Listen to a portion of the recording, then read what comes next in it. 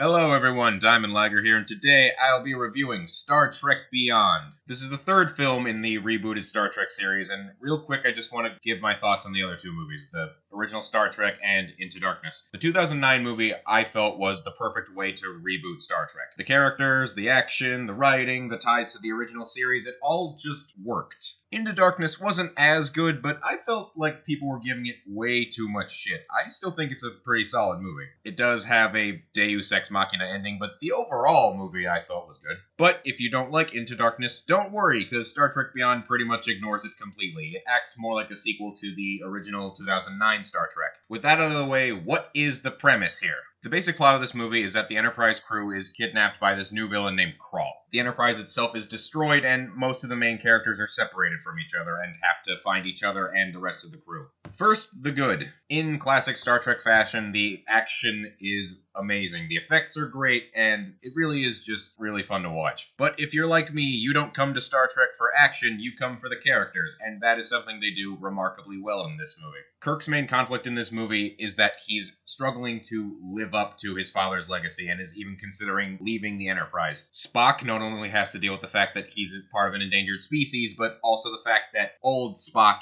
is dead. So he's having a bit of an existential crisis. The way that these two develop in this movie feels like the logical continuation of how they have grown over the previous films. Now, because the crew is stranded for most of the movie, you see characters having to team up that don't normally go together, and because of that, you see a lot of unique and rather hilarious interactions. You see Kirk and Chekhov teaming up, Uhura is with Sulu, Bones and Spock are together, and Scotty is with this new character named Jayla. I'll say this right now, anything involving Bones and Spock interacting is absolute gold. There's a joke in this movie that I am not going to spoil regarding a necklace, and the entire theater was laughing. And like I said, there's a new character in this movie, Jayla, who is palling around with Scotty, and I was surprised how much I actually liked their interactions. I assumed that Jayla wasn't really going to impress me, but she was actually really cool. A lot of these character interactions are so good because of the writing, which is surprisingly funny. Simon Pegg, who also plays Scotty, is one of the writers on this movie, and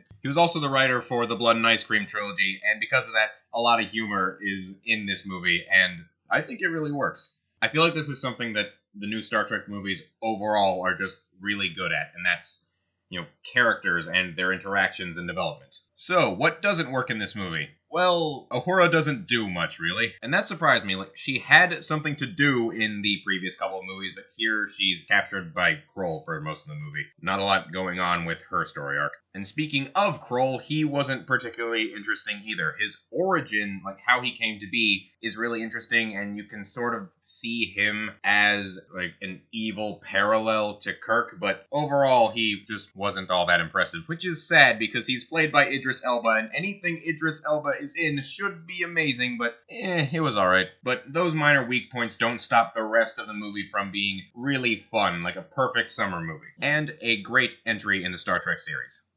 Throughout the movie, they address the fact that Leonard Nimoy passed away, and at the end they pay tribute to both him and Anton Yelchin, who of course passed away. I think Leonard Nimoy and Anton Yelchin, they would have been proud.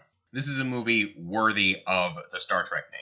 So those are my thoughts on Star Trek Beyond. Leave your thoughts in the comments down below, and take care, everyone.